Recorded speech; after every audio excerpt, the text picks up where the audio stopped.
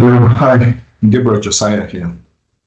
Today, we'll be continuing our discourse on the ICAN case study exams, which is Unit 3, which we started just a while ago. Okay, so I'll be sharing my screen so we can continue our discourse on that same Unit 3. Okay, so my screen is visible right now. And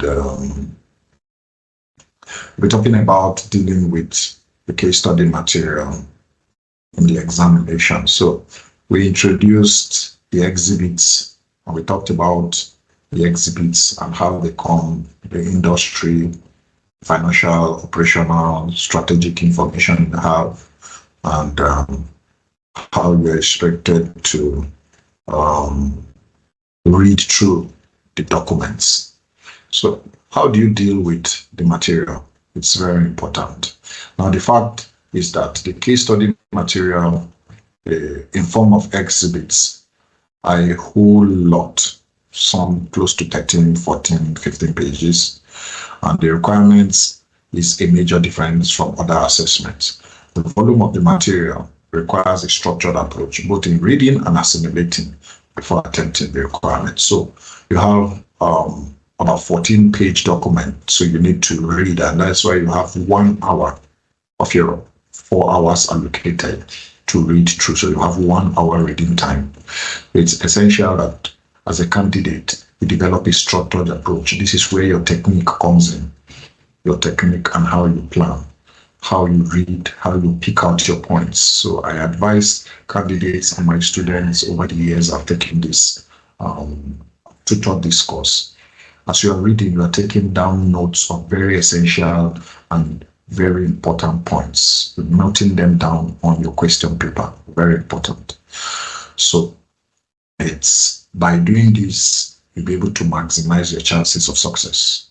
So always start by reading the case study exam requirements. You note your role and who is the recipient of your report. So is it your boss, which possibly is an internal report within your organization, or is it an external party to the board of directors of another company, or senior management of another company, which is an external report?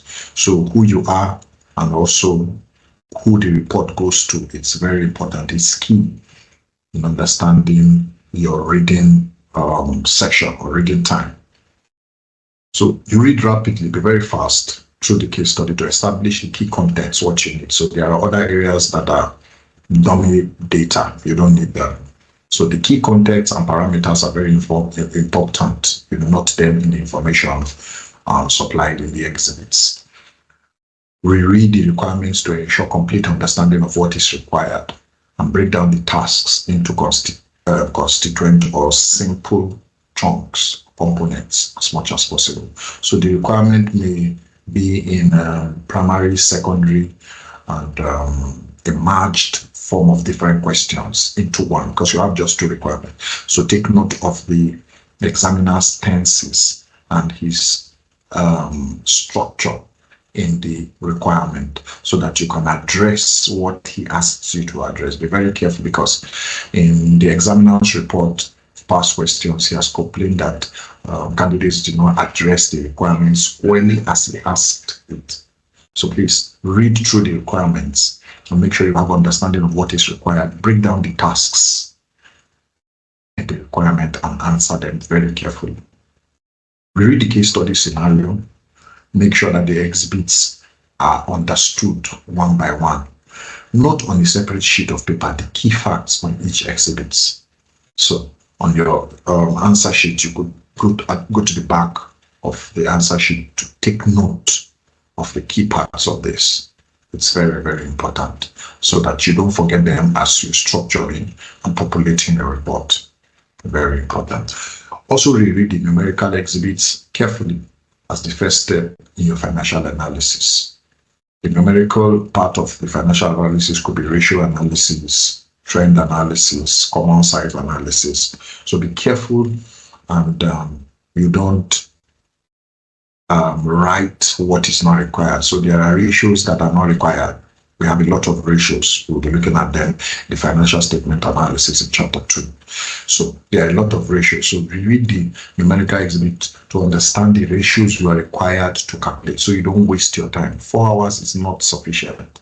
Take note of that. So you need to be careful of how you read the information. Start your analytical work after you've done your financial analysis. The analytical work has to do with the process and the fundamental preparation you've carried out as a case study candidate. So you should be able to clearly and consistently follow your analysis with the issues pointed out. As a matter of fact, the third parameter where you're writing the report has to do with your analytical skills. Very important, the third parameter. So you need to demonstrate your analytical ability in that parameter. So on the third section of your report, analytical skills, which I normally call trend analysis, you're able to analyze the trend in both your first requirement and your second requirement, is a skill and technique you should develop by practicing. And like I said, and I cannot overflow this issue, practice is what makes perfect. If you look at Roger Federer, when he holds the racket to play tennis, it is commonly said that before that 4-hour game, 5-hour game that involves just a few shots, he must have done that for months. Those shots, the backhand, the forehand, he must have done that 800,000 times for months before appearing. It's the same thing with the case study. You need to practice on real client files, pilot case studies, previous case study, pathfinders from the Institute of Chartered Accountants of Nigeria. And that's what will harness your skills to be able to analyze data. And when you come to the exam practically, it's going to be a walkover. But going to the exam hall without practicing the real life scenario with past questions, it's going to be a flop. Just imagine Roger Federer going for a match with Rafael Nadal without practice. He's going to be beating black and blue. So a lot of people fail the exam because they don't practice, which is normally a deficiency and also a worthy report the examiner has always noted in his report after every diet. So it's very important that the steps to follow, which should be practiced as an essential part of the candidate's required preparation for the case study.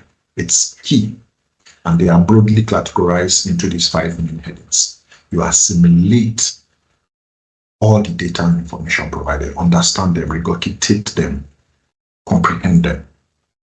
So you have financial statements that are provided to you, understand the financial story, read their trends. What has been their trajectory? Take note of it.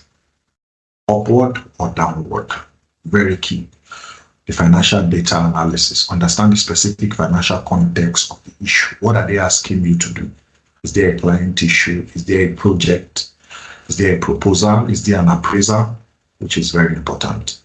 The operational and strategic analysis. Understand the strategic context. Who is driving the control environment, the strategic unit of the company. And also understand the industry and business awareness. So your business acumen is very important here. Then also you look at ethical issues in the case, the context of the case. Ethical issues, what are those things that you are skeptical about? What are those things the company is not doing right? Are there compliance issues? Are there risks? Are there environmental issues? Currently, we have the ESG. Are there ESG issues in the case? So these are very paramount in the case study. So that's how to deal with the case study material in the exams.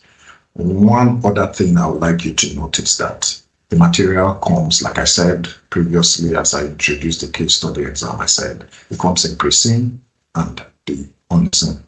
So both documents are fused on the day of the exam, and the chances of passing are high if you were well prepared. So it's easy to predict the examiner. Just go ahead and practice previous pathfinders. We have close to 20 editions of those pathfinders. So no student or candidate will have any excuse failing the case study, because we have understood the examiner by practicing his antecedents. Go to his questions, go to his pathfinders. You understand the examiner, how he asks his question. Thank you very much, and see you in the next module. Bye for now.